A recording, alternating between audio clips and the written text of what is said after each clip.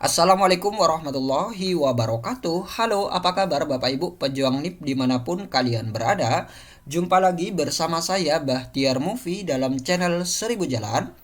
Baik Bapak Ibu, pada video kali ini admin akan memberikan update informasi terbaru terkait laporan singkat hasil audiensi guru honorer negeri yang lolos passing grade dengan BKN. Nah, jadi ada beberapa poin penting dalam audiensi ini. Jadi bagi Bapak Ibu, simak terus video ini. Dan sebelum lanjut, seperti biasa, admin ingatkan kembali bagi Bapak Ibu yang baru menemukan channel ini, jangan lupa tekan tombol subscribe-nya terlebih dahulu dan tekan tombol loncengnya agar nantinya Bapak Ibu selalu mendapatkan update informasi-informasi terbaru dari kami. Baik Bapak Ibu, kita langsung saja.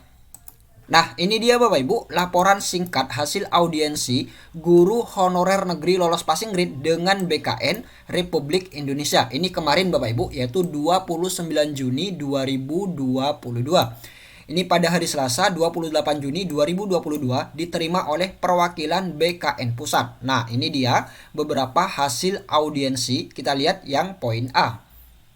Hasil audiensi sebagai berikut. Yang A, mekanisme pengangkatan P3K. Kita lihat poin yang pertama.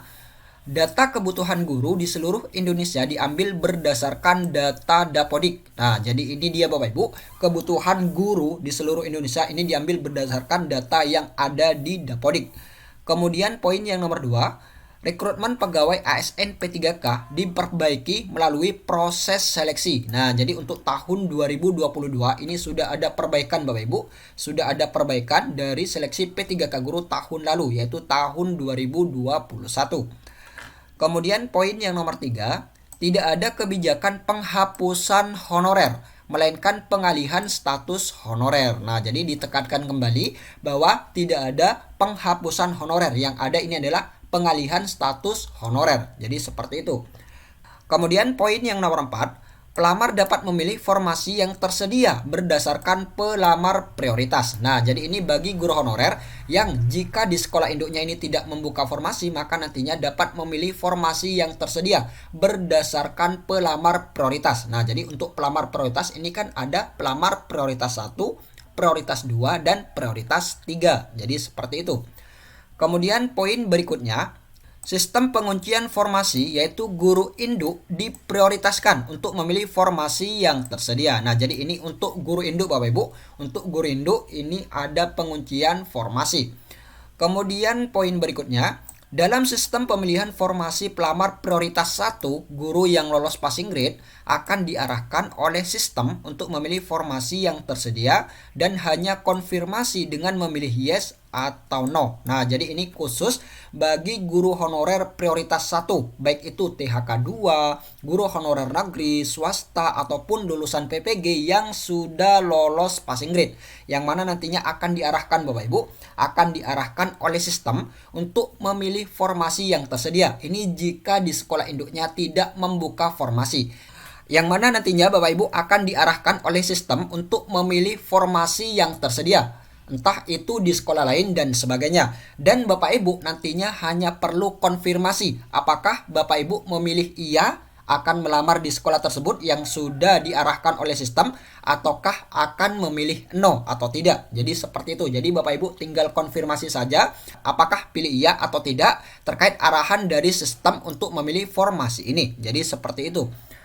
Kemudian poin berikutnya, guru lulus passing grade harus melakukan pendaftaran di sistem SSCSN tanpa adanya seleksi tes. Nah, jadi ini bagi guru yang lolos passing grade. Jadi nantinya tetap melakukan pendaftaran menggunakan akun di tahun lalu, yaitu tahun 2021. Dan tidak ada tes. Nah, jadi untuk yang guru lolos passing grade ini tidak perlu tes Bapak Ibu. Nantinya hanya tinggal memilih formasi saja yang masih tersedia. Jadi seperti itu. Kemudian poin berikutnya, belum ada mekanisme teknis dari Kemendikbud dan Kemenpan RB yang diintegrasikan dalam sistem SSCASN. Kemudian poin berikutnya, formasi didasarkan pada usulan kebutuhan sekolah diajukan oleh BKN dan ditetapkan oleh Kemenpan RB. Nah, jadi berdasarkan usulan dari kebutuhan sekolah Bapak Ibu, ini untuk formasi di P3K Guru tahun 2022. Nah, jadi ini adalah terkait mekanisme pengangkatan P3K, yaitu bagi guru honorer yang sudah lolos passing grade. Kemudian poin yang B mengenai regulasi seleksi ASN P3K, kita lihat yang pertama, kewenangan manajemen ASN di BKN hanya terbatas untuk mengkoordinasikan sistem seleksi. Kemudian poin berikutnya, bagi guru lolos passing grade yang diberhentikan oleh pihak sekolah cukup melampirkan surat pernyataan. Nah, jadi ini dia Bapak Ibu. Jadi bagi Bapak Ibu yang sudah lolos passing grade namun diberhentikan oleh pihak sekolah, maka nantinya Bapak Ibu cukup melampirkan surat pernyataan. Jadi seperti itu.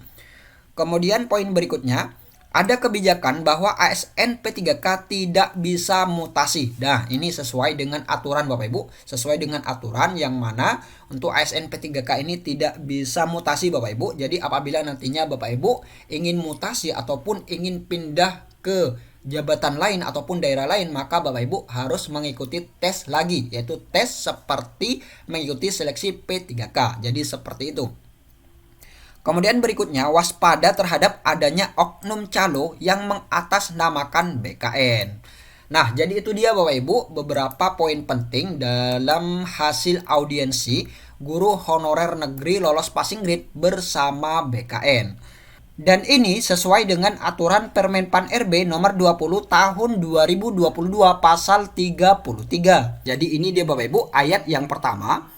Pelamar prioritas wajib mendaftar pada sekolah tempat bertugas sepanjang tersedia kebutuhan yang sesuai dengan sertifikat pendidik dan atau kualifikasi akademik yang dimiliki. Nah, jadi ini deh Bapak Ibu, baik itu pelamar prioritas 1, pelamar prioritas 2, dan pelamar prioritas 3 ini harus mendaftar di sekolah tempat bertugas sepanjang masih ada formasinya sesuai dengan sertifikat pendidik yang dimiliki dan juga sesuai dengan kualifikasi akademik yang dimiliki. Jadi seperti itu.